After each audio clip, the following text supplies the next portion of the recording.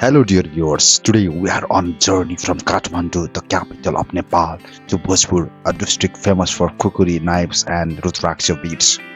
Although there are several routes from Kathmandu to Bhojpur, most of them are quite winding.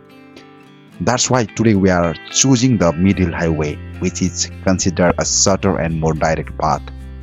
We are taking the route through Halesi Mahadev and aiming to reach Bhojpur in a single day. This road varies. Some parts are paved, while others are off-road, but the scenic beauty along the way is simply breathtaking and captivating. We will be crossing through 6 different districts during the roughly 350-kilometer journey, with the goal of reaching Bhojpur's headquarters by the end of the day. With prayers to Lord Halesi Mahadev for everyone's well-being, let's begin this trip from Kathmandu.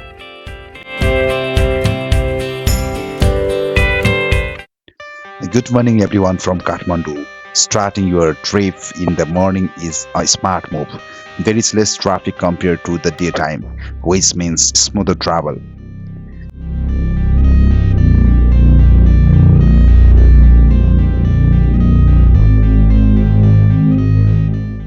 Yesterday it was raining here in Kathmandu, but luckily today the weather is clear. The city is still pretty quiet since it's early. Let me know in the comments what time do you prefer to travel from Kathmandu. Traffic usually peaks during office hours, both morning and evening. Right now, I'm enjoying a peaceful bike ride through the city streets.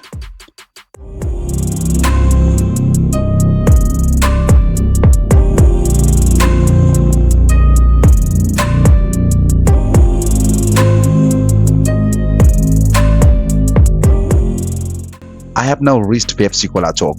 I am taking this route because it's quicker. From Pepsi Cola Chowk to Salagari via Sanothimi. This inner road is relatively traffic-free in the morning, and you don't have to stop often. The distance from Pepsi Cola to Salagari is about 6 kilometers, and it's commonly known as the Old Road. Have any of you taken this route before? Let me know in the comments while I keep heading towards Salagari.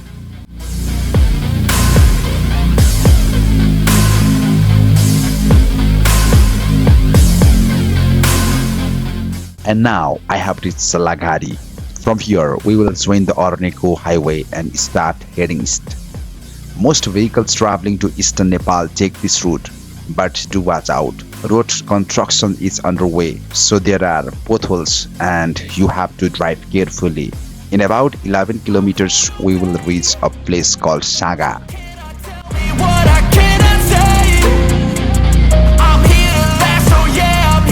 We are now climbing the uphill road towards Saga. There is a massive statue of Lord Shiva here.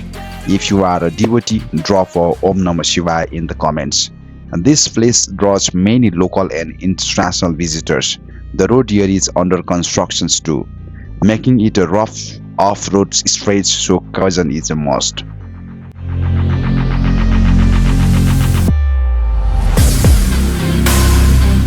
After passing Saga, I am heading toward Banepa. Though the district full name is Kabre Palanchok, most people simply call it Kabre. Here too, road construction is ongoing, so we have to drive cautiously.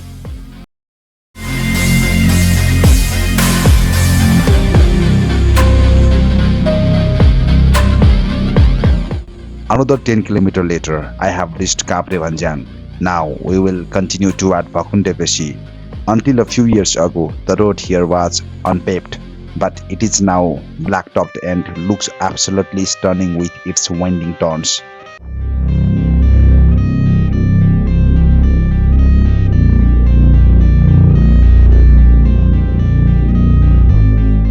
About 13 km ahead, we arrive at Bakundebesi, a lovely town with good food and snacks available. Many travelers stop here before entering Kathmandu. It's a vibrant community with people from different ethnic backgrounds.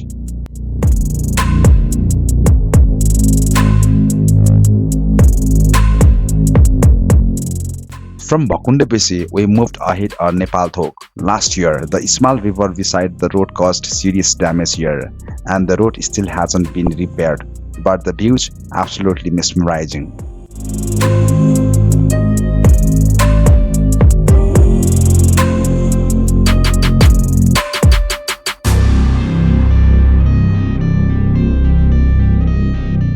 Now we are following along the Roshi River. Although it looks small now, last year flood caused massive destructions. This river is also quite well known in Nepal. Many songs have been written about it. Have you heard any songs about Roshi Khola? Comment below. I am riding alongside the river, watching it flow right next to me. It looks peaceful now, but during monsoon season, it turns wild.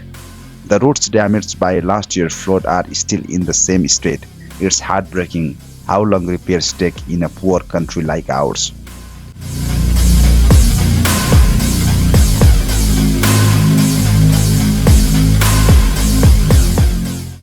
After covering about 30 km past Bakundevesi, I have reached Nepalthok. Just ahead, Roshi Khola meets the Sunkosi River, and from here, we will be follow Sunkosi all the way to Gurme. Aside from some potholes, the road is in decent condition now.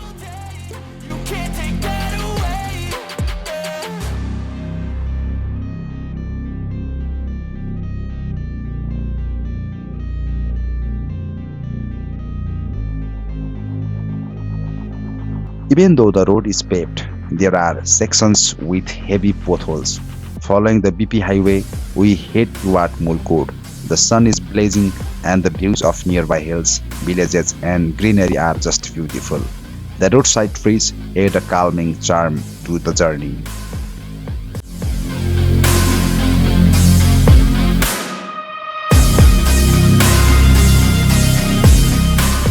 After 16 km, we arrived at Mulkot, a beautiful little town. Sadly, it was heavily damaged by last year's flood from the Sunkosi River, and recovery is still ongoing. From here, we head uphill to the Sati Devi temple.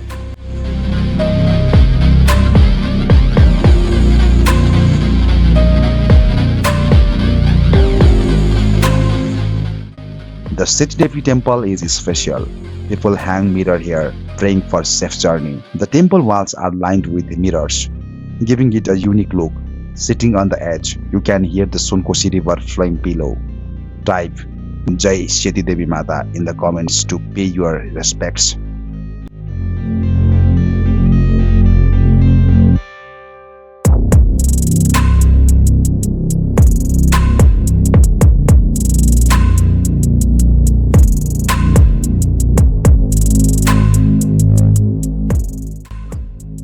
Leaving Seti Devi temple, we head toward Khurkot Bazar. The views along this road are just stunning. Green fields, fresh mountain air and peaceful winds make it all feel magical. The BP highway was built with help from the Japanese government, which is why it's of high quality in places untouched by natural disasters. The road is still very strong.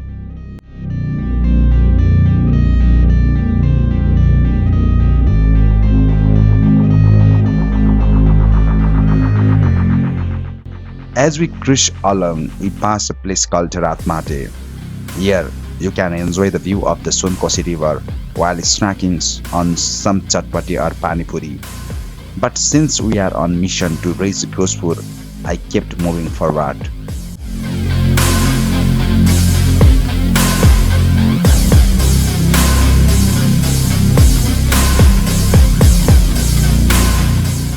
The hot afternoon sun is beating down as we pass through small villages on our way to Khurkot.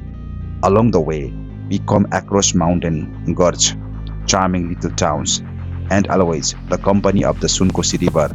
Just before reaching Khurkot, there is a confluence of the Tamakoshi and Sunkosi River. It is edge of Khurkot is waiting to welcome us.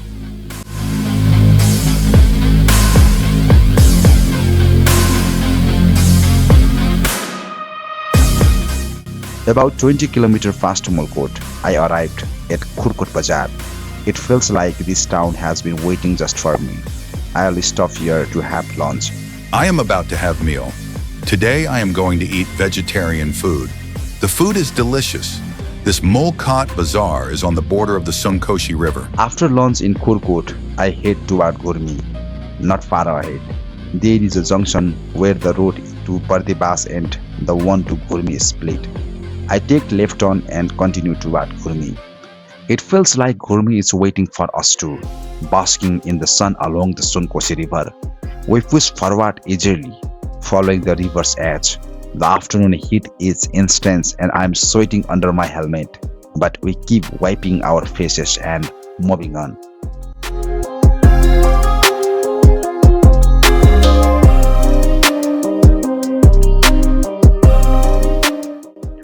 Some sections here are very rough off-road. The Sunkosi River look muddy today. Last year, flood washed away road sections and hillside here. Traveling this road during monsoons is extremely risky, but these small hill bumps make the journey feel even more adventurous.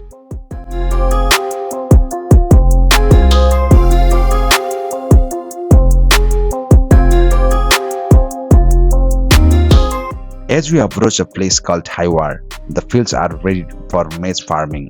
These fertile lands yield a variety of crops. We continue our journey toward Gurmi.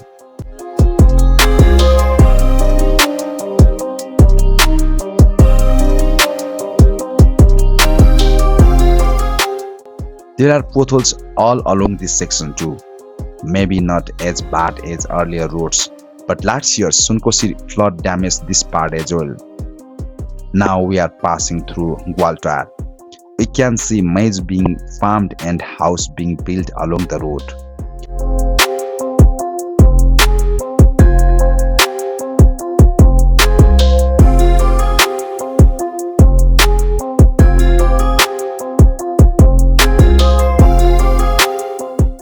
We continue toward places like Kukretar, and we notice many villages here have names ending with tar or beshi, like Gwaltar, Kukretar, Chakutar, Shumnam beshi, Murki beshi, etc.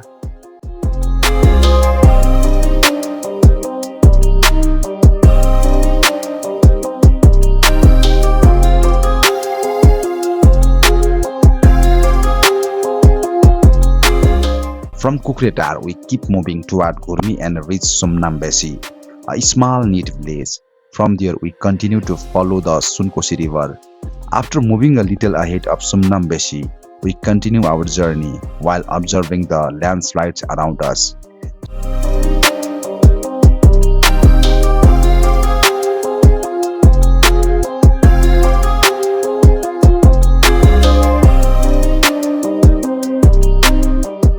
You can see broken roads in several places along the way. Friends, let us know in the comments below how this road feels to you. And if you are walking this road yourself, please be very careful.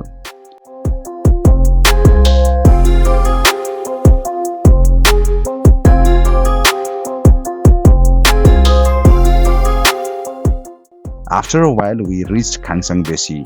There are small villages here, and in the distance between hills stretched out before our eyes. You will also find some places to eat and grab snacks around here. But we said goodbye to Khangsangbeshi and moved on toward Gurmi.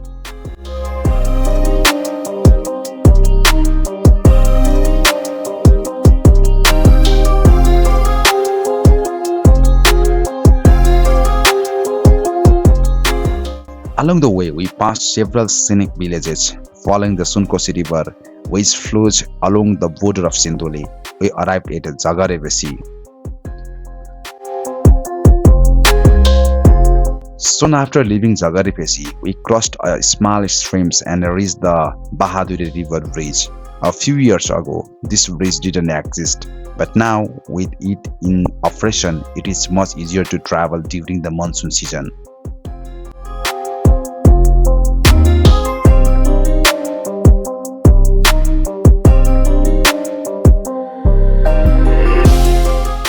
By now, we had traveled nearly 60 km and arrived at Gurmi Bazar, located in Udaipur district under Katari municipality 14 Gurmi Bazar. Gurmi Bazar is special because 3 major road branch out from here, leading to Kotang, Solokhumbu, Okhaldunga, and even Kathmandu. Gurmi also has good food and lodging options, plus you can get a great view of the Sunkosi River from here.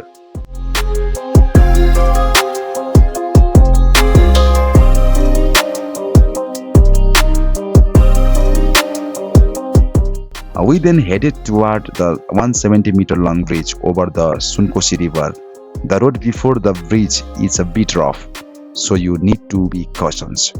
We heard that during the recent monsoon, the water level had reached the bridge height. After crossing the bridge, we entered Okaldunga district, especially the Manebanjang rural municipality. We reached Harkapur Bazaar, situated right on the river bank. There are also good places to eat and stay here. From Harkapur, we continued on to Hilepani.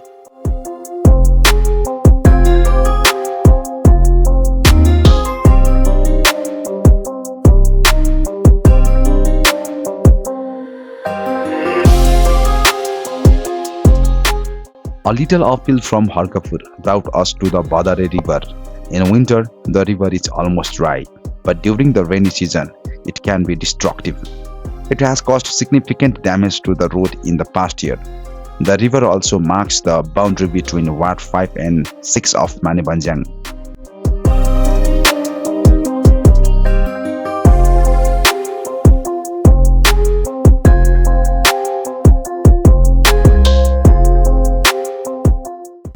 We then followed a winding road for about 6.5 kilometers from Gurmi to reach the beautiful Hilepani. From here, roads split off toward Okaldunga, Solukhumbu, Kotang and Bhojpur. We however continued on from Hilepani toward Jairam Ghat.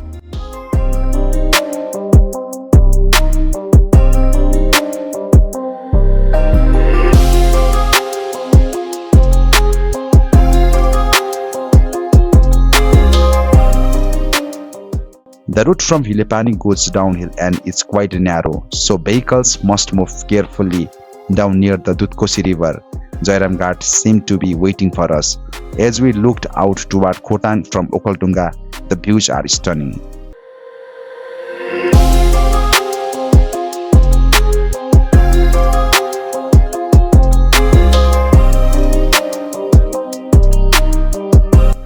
After some downhill and flat roads, roughly 9 kilometers, we finally reached Jairam Ghat.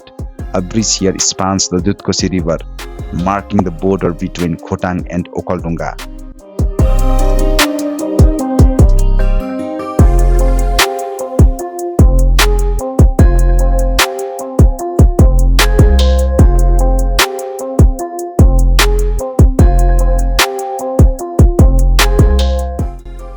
We now bid farewell to Manebanjang and entered Halesi Tuwachung municipality of Kotang. From here, we moved toward Halesi Mahadevistan. The road here is very narrow and steep. Friends, be extremely carefully if you are driving here. Accidents can easily happen due to the sharp turns and cliffs.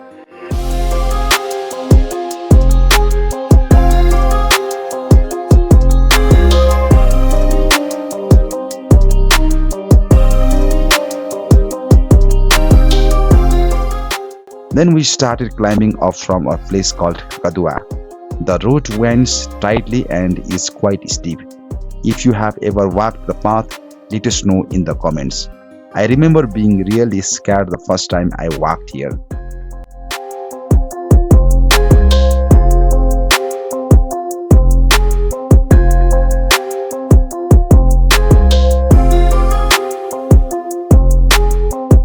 After the climb, we got to the relatively flat road. Though narrow, it is a beautiful stretch, but friends, focus on the path and avoid looking around too much. Any distractions could lead to accidents. At times, my heart was pounding, but we were determined to reach Bhojpur today. This is what happens when you travel on a mountain road. Look, my motorcycle broke down after reaching Kotang. I called a mechanic and am repairing the motorcycle here in the middle of the forest. While I was repairing the motorcycle, it started raining.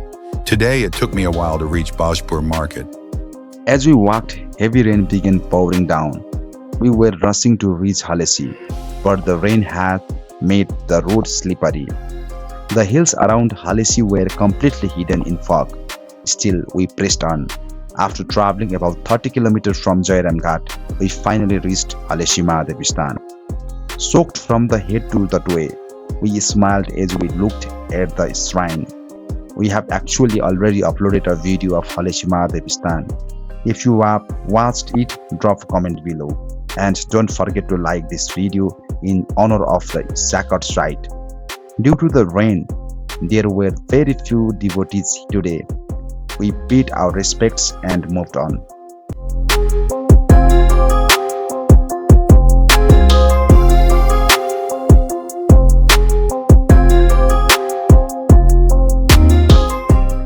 Next, we began our journey toward Diktel Bazaar. We passed through small market like Bijule and others.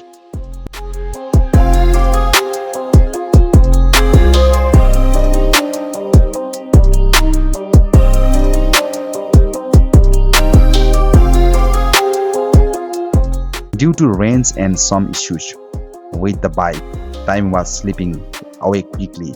After crossing Nonthala, the cold wet road was making us shiver. Even my gloves couldn't keep the cold out, but I kept going with Bhojpur as my goal.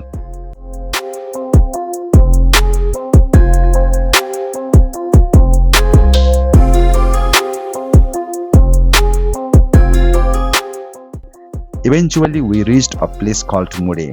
From here, we could see the sky glowing red on the horizon, something we used to call Sakhar Darego as kids. What did you call it? Comment below.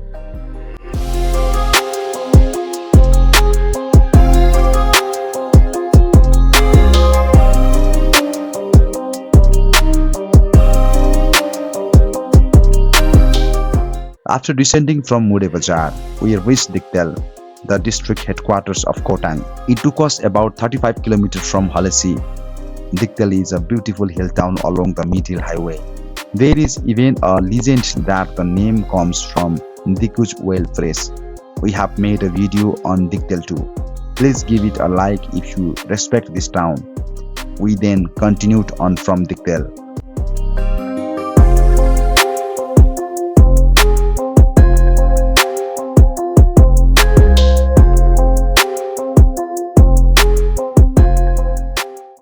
To reach Bhojpur, we had to travel about 90 kilometers from here. It was around 6 p.m. already.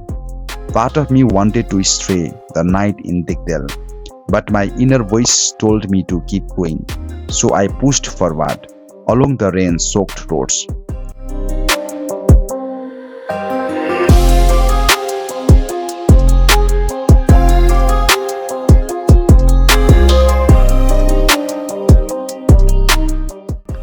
As the rain cleared, the sky lit up with a beautiful shimmery color. Passing through Solma, Sansari Dara and Bulbuli villages, I made it to Thapagaon. But we still had a long way to go. The real challenge after Felung village, the road toward Sekhwa Gaon isn't paved.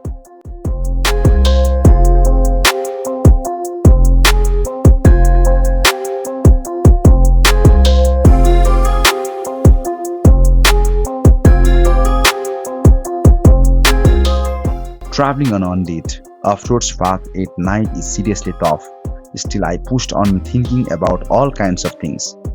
By the time I reached Dudili River, night had fully fallen and the off-road stretch had begun. I crossed Felung and slipped my way through the muddy roads to reach Sakyawa.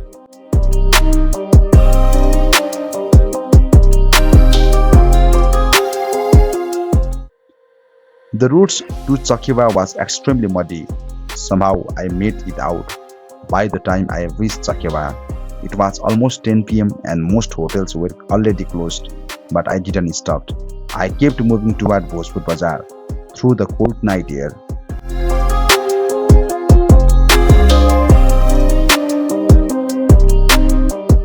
I reached Annapurna while watching the distant light twinkling in the villages. Then I arrived at Balote Bazaar, a major hub along the mid-hill highway. The market was quiet by the time I got there. I passed through quickly, heading onward to Bhojpur. Eventually, I reached Deurali Bazaar, and not long after that,